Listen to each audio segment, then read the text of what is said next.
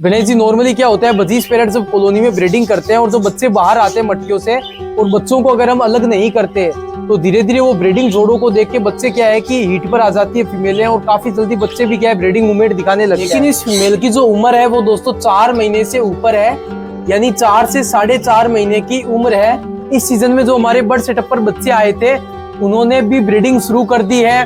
तो चलिए आज मैं आप सभी को दिखाता हूँ। दोस्तों नमस्कार, मैं मोहित पारिक और आप देख रहे हैं Bikaner birds information YouTube channel. तो कैसे हैं आप सभी दोस्तों? क्या आप ये जानते हैं कि बजरी तोते किस उम्र में ब्रीडिंग शुरू कर देते हैं? और हमारे बर्ड सेटअप पर अगर हम बजरी तोतों से ब्रीडिंग लेना चाहते हैं, बजीज पैरेट से, तो किस उम्र में वो ब्रीडिंग करते हैं और किस उम्र में हमें उनसे ब्रीडिंग लेने की शुरुआत करनी चाहिए? दोस्तों काफी भाई शायद ये नहीं जानते हैं कि बजरी तोतों से किस उम्र में ब्रीडिंग लेनी चाहिए। यहाँ तक कि हमारे बर्ड सेटअप पर भी हमारे द्वारा गलती की गई, एक जोड़े को सेपरेट किया गया जिसकी उम्र ब्रीडिंग वाली नहीं थी। आखिर उस जोड़े को हमने क्यों अलग किया उसका कारण भी बताऊंगा, जोड़े की क्वालिटी भी मैं आप सभी को बताऊंगा। दोस्तों यहाँ हमारे बजरी तोतों की ब्रीडिंग के कुछ कलरफुल पीसेस को हमने अलग किया हुआ था।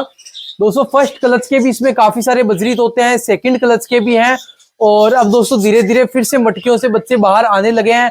तो जो कलर मुझे पसंद आते हैं और जो कलर मुझे अपने बर्ड सेटअप के लिए रखने होते हैं उन्हें मैं यहाँ पर अलग कर लेता हूँ। और यहाँ अलग करने के बाद दोस्तों क्या होता है कि वो धीरे धीरे ब्रीडिंग मूवमेंट दिखाने लगते हैं, ब्रीडिंग शुरू करने लगते हैं। यानी कि वो जैसे ही सेमी एडल्ट होते हैं उनकी ब्रीडिंग की एज जो है वो शुरू होने लगती है, उससे पहले ही वो ब्रीडिंग के मूवमेंट दिखाते हैं। ऐसे में मेल क्या करते हैं, मेल जो है वो काफी ज्यादा बोलते हैं, इधर उधर उड़ते हैं, फीमेल के साथ में जो है वो चोंच मिलाते हैं, दाना एक्सचेंज करते हैं, इस तरह की काफी एक्टिविटियां करते हैं। लेकिन मैं जब बर्ड सेटअप पर नहीं था तो ऐसे में जो है गणेश जी ने ऐसा एक जोड़ा देखा जो कि काफी खूबसूरत कलर में था, और वो आपस में सीड एक्सचेंज कर रहा था, ऐसी एक्टिविटी कर रहा था, और वो फर्स्ट क्लच का जो है वो अपने सेटअप का जोड़ा था। लेकिन दोस्तों आज के इस वीडियो में मेनली हम ये बात करेंगे कि जो जोड़ा गणेश जी ने लगाया था क्या वो सही किया या गलत किया, उस जोड़े की क्या उम्र थी, क्या उस जोड़े ने ब्रीडिंग शुरू की। और चलिए मैं आप सभी को पहले वो जोड़ा दिखाता हूँ। जैसे दोस्तों हाल ही में मैंने इस पिंजरे में एक ये जोड़ा देखा है। दोस्तों आप देखिए मेल फीमेल दोनों ही रेनबो है, काफी अच्छे कलर में, ये भी फर्स्ट क्लच का जोड़ा है। लेकिन दोस्तों हम अगर चाहें कि इस जोड़े को अलग कर दें, ये ब्रीडिंग शुरू कर देगा, तो दोस्तों थोड़े ही टाइम में यानी 15 से 20 दिन में ब्रीडिंग तो शुरू कर देता है, लेकिन हमें ऐसे जोड़ों को अलग नहीं करना चाहिए। दोस्तों सबसे पहले तो आप वो जोड़ा देखें जिसे गणेश जी के द्वारा अलग किया गया था, वाकई ब्यूटीफुल। दोस्तों जोड़े का कलर जो है वो काफी खूबसूरत है। यहाँ आप देखें पीछे ये फीमेल बैठी हुई है और ये मेल भी मटकी के अंदर ही है। दोस्तों आप देखें कि मेल की आंखों पर व्हाइट रिंग भी आने लगी है, सर के ऊपर की जो धारियां हैं वो भी हटने लगी है। लेकिन दोस्तों ये पीस देख के मुझे ऐसा लग रहा है कि इसकी उम्र जो है वो मेल फीमेल की दोनों की ही लगभग 4 महीने के समथिंग है। और मेरे हिसाब से बजरी तोतों से ब्रीडिंग लेने की शुरुआत जो करनी चाहिए वो 5 से 6 महीने की उम्र में करनी चाहिए। इसका क्या कारण है वो मैं आपको बताता हूँ। दोस्तों क्या इससे पहले आप जानते थे कि बजरी तोतों की ब्रीडिंग एज क्या होती है? दोस्तों फीमेल एग ले करने वाली है, फीमेल की वेंट में एग है, फीमेल की जो चोंच है वो भी आप देखें कि ब्राउन हो चुकी है। लेकिन दोस्तों गणेश जी को जब ये कलर पसंद आया, इसकी एक्टिविटी देखी, तो इन्होंने फौरन से इसे अलग कर डाला। और दोस्तों मैंने 1-2 दिन पहले इस जोड़े को देखा और इसकी फीमेल की वेंट में अंडा भी था, यानी क्रॉसिंग हो रही थी रेगुलर। उस समय मैंने जब देखा तो मुझे ऐसा लगा कि जो है वो इस जोड़े को अलग कर दिया है, लेकिन इसे जोड़े को अलग नहीं करना चाहिए। इसका रीजन आज के इस वीडियो में मैंने सोचा आपको भी बताता हूँ और गणेश जी को भी बता देता हूँ।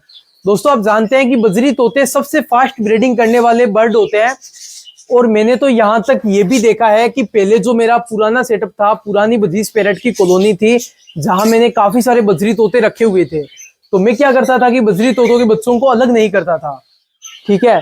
और बजरी तोतों के बच्चों को जब मैं अलग नहीं करता था तो परिणाम स्वरूप में ये देखता था कि जो यंग बजरी तोते हैं जैसे जैसे वो ब्रीडिंग के लिए मेच्योर होते हैं वैसे वैसे जो मेल है वो तो दोस्तों कॉलोनी में काफी ज्यादा शोर शराबा करते, दूसरे बर्ड को परेशान करते, दूसरे मेल के साथ में चोंच मिलाते हैं, सीड एक्सचेंज करते हैं, ऐसी काफी एक्टिविटियां करते हैं, जिससे वो बर्ड्स जो है वो काफी ज्यादा ये कह सकते हैं कि वो पट्टे हीट पर आ जाते हैं। मेल जो है वो ऐसी एक्टिविटी करते हैं। लेकिन जो फीमेलें थी उनकी सिचुएशन ये रहती थी कि उनकी चोंच भी ब्राउन हो जाती थी।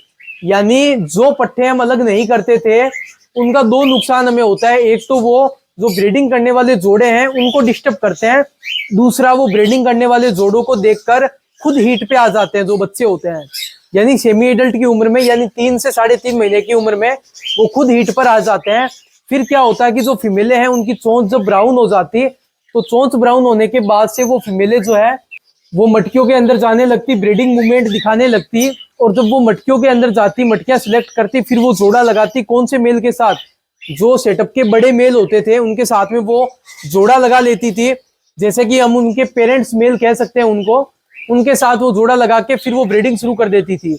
लेकिन कुछ टाइम के बाद मैंने नोट किया कि जो फीमेले ब्रीडिंग करती थी कम उम्र में, वो फीमेले लॉन्ग टाइम तक अच्छी ब्रीडिंग नहीं कर पाती थी। 1 या 2 क्लच निकालने के बाद वो बिल्कुल कमजोर हो जाती थी, आगे उनका साइज नहीं बढ़ता था, उनका साइज छोटा ही रह जाता था। तो मेरा कहने का मतलब ये है, बजरी तोतों के बच्चे जब मटकी से बाहर आते हैं, उसके बाद जैसे जैसे वो खुद खाने लगते हैं, तो उनका जो साइज है, उनकी जो हेल्थ है वो ग्रोथ करती है, उनका साइज अच्छा होता है। उसके बाद से वो काफी एक्टिव रहते हैं, काफी खेल कूद करते हैं, और दूसरे जोड़ों को देख के वो ब्रीडिंग मूवमेंट में भी आ जाते हैं। लेकिन उस समय हमें उनसे ब्रीडिंग नहीं लेनी चाहिए, क्योंकि उस समय वो खुद की जो है वो शरीर की जो कमियां हैं उन्हें पूरी कर रहे होते हैं, ठीक है।